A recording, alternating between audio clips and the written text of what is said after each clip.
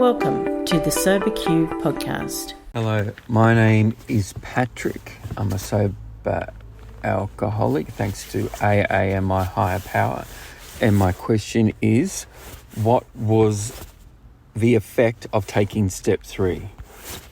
Primarily, it was a humbling experience, and by being humbled, in other words, the outcome of my life on a daily basis is not determined by me, that my pathway in life is determined by my higher power, that I have been able to become a better version of me.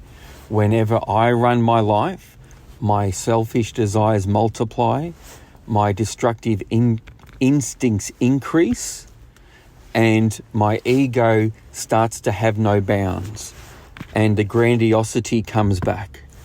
And it's all due to having low self-esteem and believing that I've got to get these grandiose outcomes in my life because I feel at ease. So to arrest this is to hand my life over to a higher power.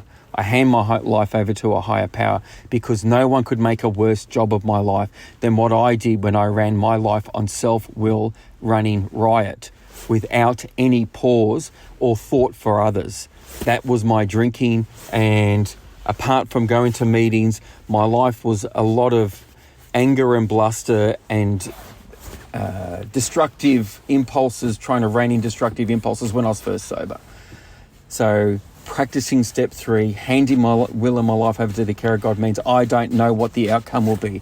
I want to let God rule that part of my life. I don't need to worry about that. What I need to worry about is my effect on others and my responsibilities and accountabilities. I still have plans, but by doing this, I still have long-term goals.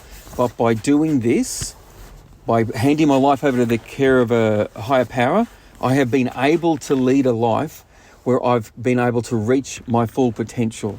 I have had opportunities that I could not believe that I was able to take and then utilize them to the utmost when those opportunities arise. I can't believe the people that are in my life and the positive effect I have on them because I hand my will and my life over to the care of God as I understand Him. Because I'm not trying to run my life. When I try to run my life, I am no better than any mini dictator. I'm full of lies, bluster, ego, and I bestow my will on others through threats, coercion, bluster. Who cares? I'm quite I've never met an arrogant person that I like to speak to.